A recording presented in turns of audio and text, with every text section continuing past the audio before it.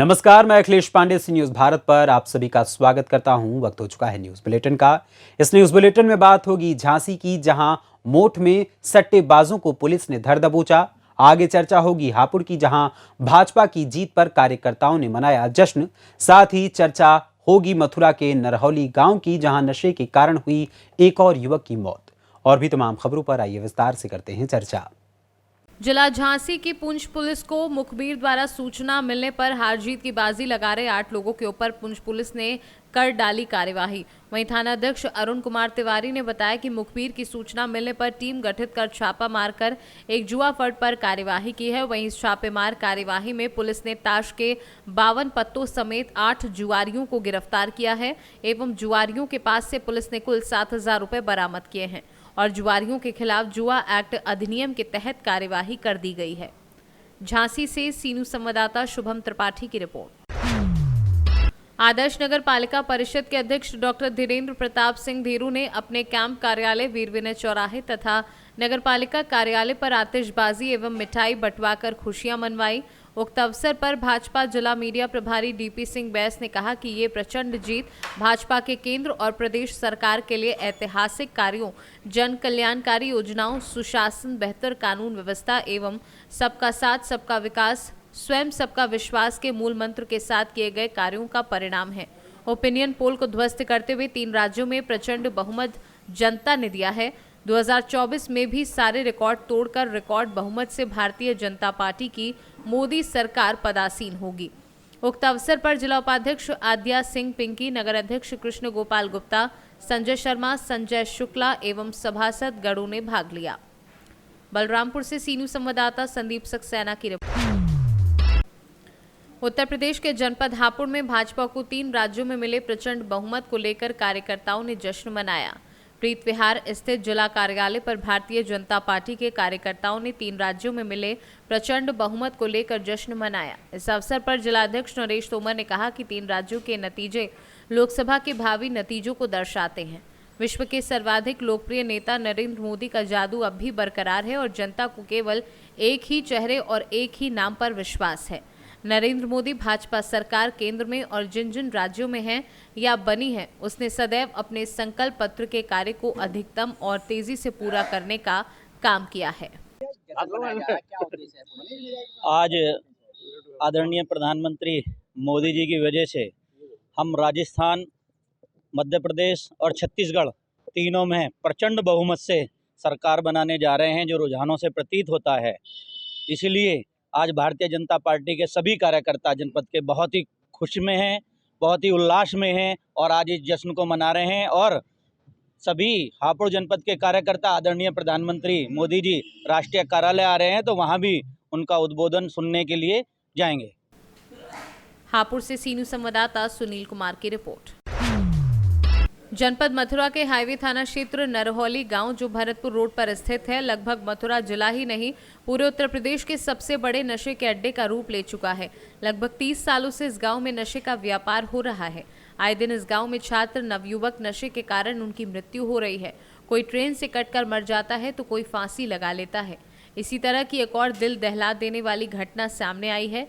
नरहौली गांव का रहने वाला नवयुवक योगेश पुत्र कालीचरण, जिसकी उम्र 24 वर्षीय है, आज प्रातः उसके परिजन जब उसके कमरे में गए तो योगेश फांसी के फंदे से झूलता रहा। इस घटना को सुनते ही पूरे गांव में सनसनी फैल गई। मौके पर पहुंची इलाका पुलिस ने शव को कब्जे में ले लिया। वहीं एक तरफ पूरे गांव में आक्रोश देखने को मिला। पूरे गांव वासियों का कहना है कि लगभग 30 वर्षों से यहां पर नशे का व्यापार हो रहा है। यहाँ पर रहने वाले युवा और छात्र आगे नहीं बढ़ पा रहे हैं। जो आगे बढ़ाने की कोशिश करता है, नशे में लिप्त हो जाता है। वहीं सभी गांव वालों का ये भी कहना है कि कब हमारे बच्चों का भविष्य उजागर होगा, कब ये गांव नशे से मुक्त होगा। बताएं, क्या नाम है आपका? मेरा नाम भगवान सिंह है जी। आज यहाँ क्या घटना घटी है? आज ये लड़का जो नशेबाजी में मर गया है सर। अच्छा, इस गांव में जो नशे का व्यापार होता है, इसके लिए क्या कहना चाहेंगे? नशे के व्यापार को बंद करना चाहते हैं साहब। नशे का व्यापार 30 साल से हो रहा है। दयाशंकर मुकेश है मैन, मुकेश पत्रकार है, वो ही प्रशासन उसकी तूती बजाता है उनकी उसमें और दूसरों पे FIR करा देता है जी। हाँ, अब आप क्या चाहते हैं? हम ये चाहते हैं कि जो इनके खिलाफ कार्रवाई होनी चाहिए। ये 30 साल से दयाशंकर है, मैंने दयाशंकर ने शाखा बना ली है। उसकी औरत है उर्मिला, और मुकेश है मैंने उसका भाई पत्रकार, वो उसके संरक्षण में सबरे काम कर रहा है और शाखा बना देता है, उनसे वसूली करता है महीनेदारी की। जी बताएं, क्या नाम है आपका? मेरा नाम शैलेंद्र है। आज यहाँ क्या घटना हुई? नरौली गांव का एक निवासी हूं मैं। एक्चुअली यहाँ पे एक करीब 18-19 साल का लड़का था, वो नशेबाजी की आदत में पड़ गया, क्योंकि मतलब यहाँ का लोकल एडमिनिस्ट्रेशन भी ये सब जानता है कि ये नशेबाजी पिछले करीब 30-40 साल से इस गांव में चल रही है, बट एक्शन कुछ नहीं हुआ। और ये पहला केस नहीं है, ऐसे और 30-40 केस ऑलरेडी हो चुके हैं पूरे गाँव में। कोई ट्रेन में कट जाता है, कोई फांसी लगा लेता है, कोई और कुछ कर रहा है, चोरी हो रही है, डकैती हो रही है, बट एक्शन कोई नहीं हो रहा है। करीब 30-40 एप्लीकेशन नरौली थाने में ऑलरेडी गांव वालों ने दे रखी हैं, अलग अलग लोग जाके दे रखे हैं, बट एक्शन आज तक किसी के अगेंस्ट नहीं हुआ है। बताया जा रहा है कि योगी सरकार तक भी इस गांव की पूरी सूचना है। हाँ, योगी सरकार तक भी ये बात गई है, लेकिन एक्शन आज तक कुछ भी नहीं हुआ है, कोई एक्शन नहीं है, इसीलिए खुले में ये सब चल रहा है। आप पहले एक परिवार था, फिर 2 हुए, फिर 3 हुए, और आज की डेट में तो पता नहीं कितने परिवार के बच्चे ये सब बेच रहे हैं और नशेबाजी कर रहे हैं। कहा जाता है कि इस गांव में एकजुटता नहीं, इसके कारण ऐसा नहीं हो पा रहा है। नहीं, देखो, गांव में एकजुटता नहीं है ये नहीं बोल सकते हैं। सरकार ने इसके लिए एडमिनिस्ट्रेशन रखा हुआ है, जो काम एडमिनिस्ट्रेशन को करना है वो तो एडमिनिस्ट्रेशन को ही करना चाहिए। एकता हो या नहीं हो उससे कोई फ़र्क नहीं अब पड़ता। आप लोग क्या चाहते हो सरकार से?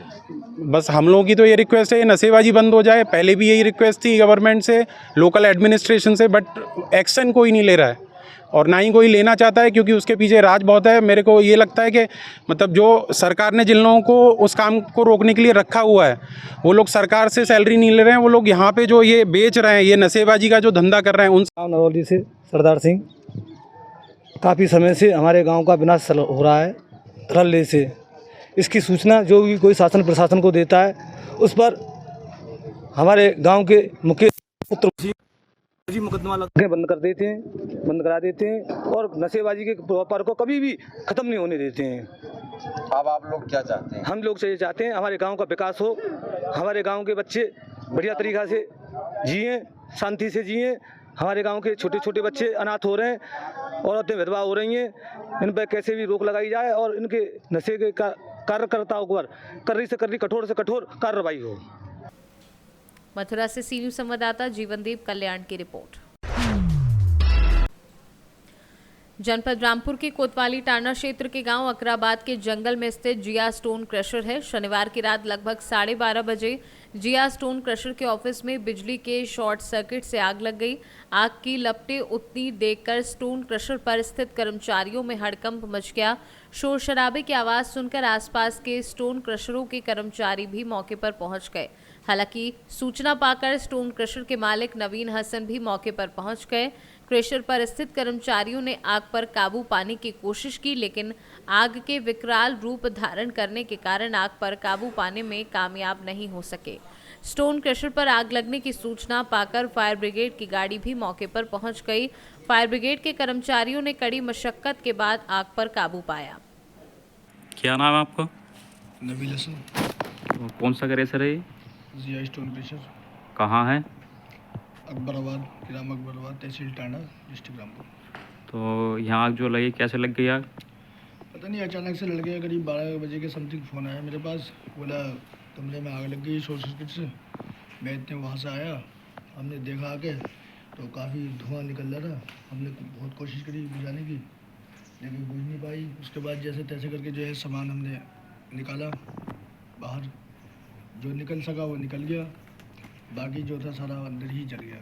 तो क्या क्या सामान जल गया इसमें? सामान में इसमें 3 लैपटॉप थे, एक कंप्यूटर था, 2 एसी थी और पूरा फर्नीचर की अलमारी थी बहुत बड़ी, जिसमें हमारे सारे डॉक्यूमेंट्स रखे हुए थे। सारा जो रिकॉर्ड था सब कुछ नहीं बचा, सारा कुछ जल गया। तो लगभग कितने रुपए का नुकसान होगा? रुपये का अकाउंटेंट के बताने से करीब बता रहा है कि करीब 5,82,000 रुपये अकाउंटेंट बता रहा है कि रखे हैं। बाकी का भी ब्यौरा लिया नहीं है, क्या स्थिति है वो अकाउंटेंट बताएगा कैसे कैसे कैश करता है, लेकिन फ़िलहाल 5,82,000 रुपये बता रहा है। 5 लाख और लैपटॉप और पंखों का ये हिसाब लगाओ, सब फर्नीचर को कितना नुकसान होगा टोटल? टोटल कम से कम 12 से 13 लाख रुपए का नुकसान है, जिसमें पैनल वगैरह भी है, एसी भी होंगे, कंप्यूटर भी होंगे और भी बहुत सारा सामान हैगा, जिसमें फर्नीचर का सामान भी है और अब काफ़ी सारा सामान है, लिस्ट है लंबी। बिजली विभाग को सूचना दी इसकी?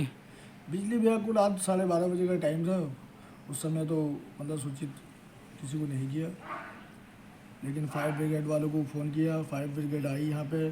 फायर ब्रिगेड ने जो है था बहुत मेहनत और मशक्क़त के साथ में इसको जो है बुझाया गया, जिसमें 2 रूम, एक अंदर जो हमारा ऑफिस था, जो सारा सामान ऑफिस के अंदर रखा रहता है वही रेस्ट हुआ, और दोनों कमरों में जो भी कुछ था वो सब जगह खाक हो गया।